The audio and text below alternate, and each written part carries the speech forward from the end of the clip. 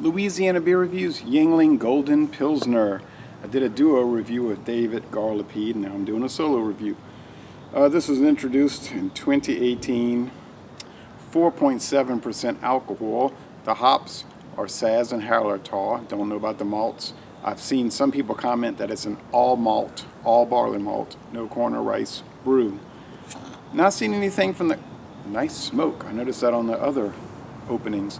I've not noticed that on the website, however. Seems like they'd be touting it instead of not mentioning it. Oh well. I thought it had kind of a soft corn application mouthfeel, but maybe it is all malt.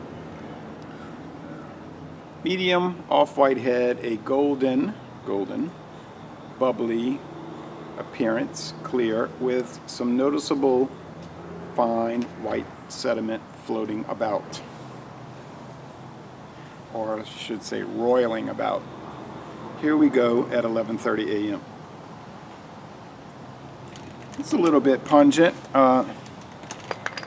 Smells like a Yuengling beer, and I think my friend David would know what I mean by that, because he's had a fairly good amount of experience with their products. Also, it's kind of yeasty, musty, kind of mass-produced, and I'm not saying that in a bad way.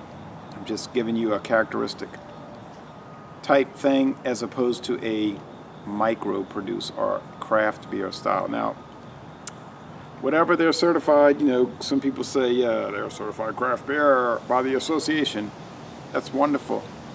But I don't really pick up that type of character with their beers. I pick up more of a regional brewery character, like with Genesee or Dixie. Okay, Yuengling.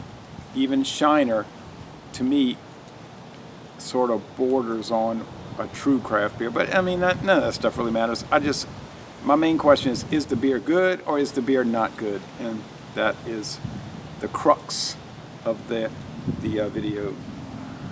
So it's a nice aroma, not, you know, fabulous. The reviews for this beer are generally favorable, but not to any kind of great extent. Just generally favorable. It's got a corn, to me, I mean, I'm just telling you what I'm picking up, thing, like cornbread. It's sort of, in a way, a hefty aroma. Like it's got a little punch to it, which to me is a good characteristic. The taste is similar in the sense that it has some little punchiness to it. It delivers a little snap. I guess I should say it's a snappy aroma. Grain of whatever sort. Okay, let's just say all barley malt, but I'm not too sure about that. Grassy hops, yes, from the Saz and Hallertau, noble hops. Nothing like you would get with a Pilsner or Kel, though, so don't expect that.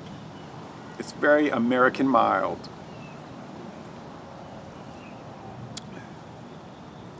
Soft mouthfeel, medium mouthfeel, and a crisp, clean fish fry, crab boil, barbecue, clam bake finish. You know what I mean?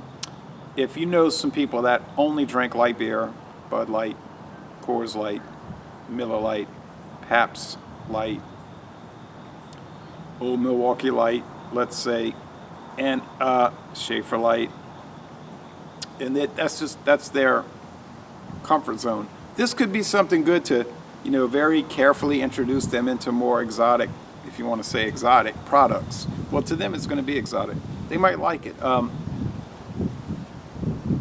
Because I've talked to so many people that drink those kind of beers, and you give them something like this that has some golden color.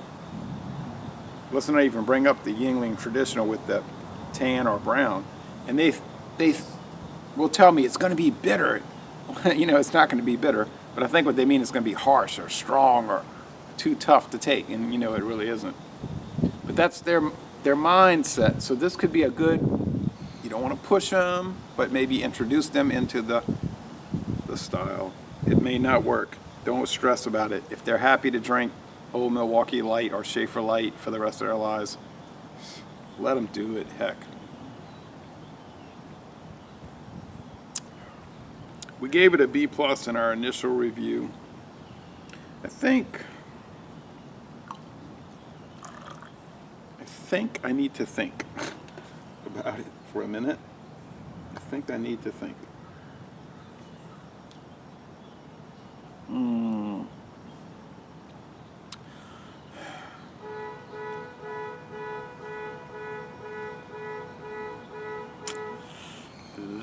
I'm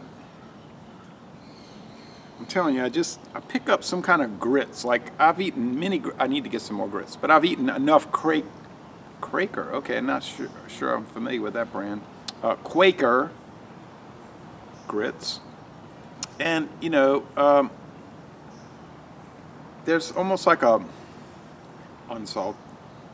less salted, not unsalted, but a less salted popcorn thing when you're eating the grits, and this it has that, and I'm not saying that in any negative way. I'm just telling you what it has, because I don't freak out or get upset or disturbed by adjuncts, rice or corn. It doesn't bother me. Other people would just kind of lose it, when they hear about that. But yeah, I'm thinking on it. I'm drinking on it, but I'm going to give it a B plus, like in the Duo review, but a very high 89 out of 100 B plus. It could be argued up to an A minus, and I think possibly if I keep drinking on it, it could go up there. But it's 2 times now we're saying B plus, so that's probably where it is. But a very good beer for $11.69 a 12 pack. That's not a bad deal. I think I'd still choose Michelob, but then you say, yeah, but Michelob is $13.99 as well, a 12 pack for the original Michelob. Correct. It's more expensive, so there's all that trade-off: paying, receiving, paying, receiving. So, Laissez les bon temps rouler, a very good beer, and I'm going to end this review by saying, y'all come on down to Southeastern Louisiana.